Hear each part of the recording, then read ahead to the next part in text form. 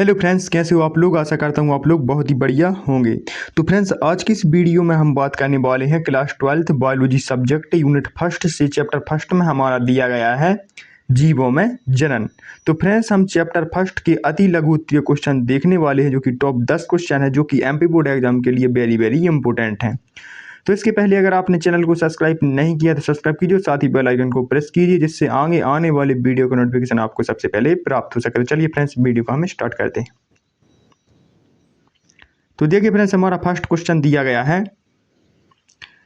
जीवों के लिए जनन क्यों अनिवार्य है। तो देखिए फ्रेंड्स, जनन वह प्रक्रिया है जिसमें जीव अपने जैसी संततियों को है वह जन्म देती हैं और प्रजाति की निरंतरता को बनाए रखने के लिए जनन अनिवार्य होता है। चलिए अब हम सेकंड क्वेश्चन देख लेते हैं दोस्तों। तो देखिए हमारा सेकंड क्वेश्चन दिया गया है युग्मक जनन से आप क्या समझते हैं। तो देखिए, प्राणियों तथा जंतुओं में नर तथा मादा युग्मकों की गठन प्रक्रिया कहलाती हुआ है युग्मक जनन कहलाती है, और जीवों में बीजाणुधानियों में बीजाणु निर्माण अर्धसूत्री विभाजन द्वारा होता है, और इन बीजाणुओं का एक विशिष्ट प्रक्रिया के द्वारा युग्मकों में परिवर्धन होता है, और परिवर्धन की यह प्रक्रिया कहलाती है युग्मक जनन। देखिए फिर इसके बाद हमारा दिया गया है तीसरा क्वेश्चन, बहुखंडन की परिभाषा लिखिए। तो देखिए हम इसको देख लेते हैं। तो देखिए हमारा तीसरा क्वेश्चन है बहुखंडन अलैंगिक जनन की वह विधि है जिसमें जीव एक साथ कई संतति कोशिकाओं में विभाजित होकर जनन करते हैं, और इसी को हम बहुखंडन कहते हैं। तो देखिए इसके एग्जाम्पल हैं, यानी कि उदाहरण मलेरिया परजीवी और लिस्मानिया। देखिए अब हम अगला क्वेश्चन देख लेते हैं। हमारा चौथा दिया गया है सूक्ष्म परिवर्धन द्वारा उत्पन्न पौधों को सोमकिरण क्यों कहते हैं। तो देखिए, पौधे के किसी कॉयक भाग से कुछ ऊतक लेकर ऊतक संवर्धन द्वारा अत्यंत ही अल्प समय में हजारों पौधों को उत्पन्न करने की विधि होती है वह सूक्ष्म परिवर्धन कहलाती है।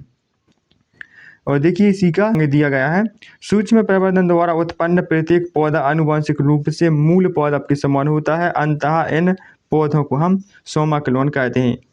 सॉरी फ्रेंड्स, यहाँ पर एडिट करने में मिस्टेक हुई, यहाँ पर है सोम क्लोन कहते हैं। अब देखिए फिर हमारा पांचवा क्वेश्चन दिया गया, अब इसको देख लेते हैं।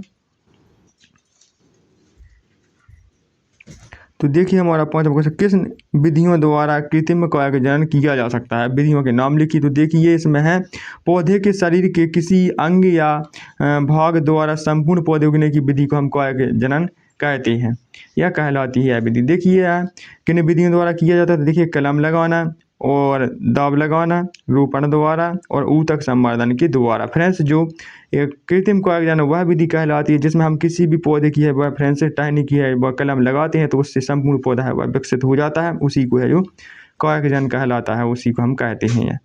तो देखिए हम इसको देख लेते हैं अब अगले क्वेश्चन को, हाइड्रा में किस प्रकार का अलैंगिक जनन पाया जाता है। तो देखिए हाइड्रा में अलैंगिक जनन कलिका के रूप में होता है, और यह कलिका एक सूक्ष्म हाइड्रा रूप है जो कि परिपक्व होने के बाद या होने पर जनक शरीर से अलग होकर सामान्य हाइड्रा का रूप ले लेता है, और यह कलिका एक अतिवृद्धि के रूप में पुनर्जनन कोशिका में बार बार समसूत्री विभाजन की फलस्वरूप यह उत्पन्न होती है।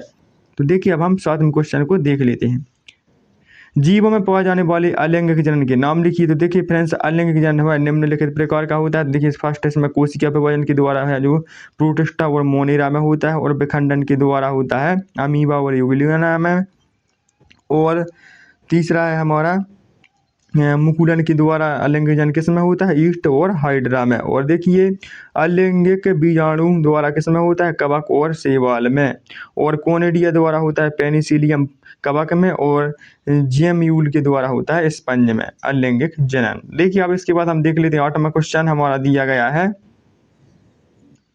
इसको देख लेते हैं, अनिषेक जनन करने वाले जंतुओं के नाम लिखिए। तो देखिए फ्रेंड्स आठवां में दिया गया है, देखिए इसका आंसर है रोटीपर्स, मधुमक्खियाँ, छिपकली और पक्षी। ये फ्रेंड्स चारों जंतु हैं, इनमें है अनिषेक जनन है वह पाया जाता है।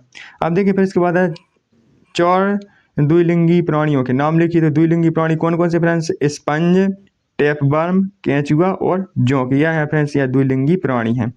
देखिए फिर इसके बाद है जीवों में जनन कितने प्रकार का पाया जाता है। हमारा 10वां क्वेश्चन है जो कि अंतिम है, जीवों में जनन कितने प्रकार का पाया जाता है। तो फ्रेंड्स इसमें 3 प्रकार से जीवों में जनन पाया जाता है। तो देखिए फर्स्ट इसमें कॉयक जनन, अलैंगिक जनन और लैंगिक जनन। तो फ्रेंड्स अगर आपको यह वीडियो अच्छा लगे उसको लाइक करिए और चैनल को सब्सक्राइब करिए, और इस वीडियो को अपने दोस्तों के साथ ज़्यादा से ज़्यादा शेयर करिए जिससे उनकी भी मदद हो सके। अगर आप इसका PDF चाहते हैं तो आप लोग टेलीग्राम चैनल को ज्वाइन करिए, आपको वहाँ पर इसका PDF देखने को मिल जाएगा।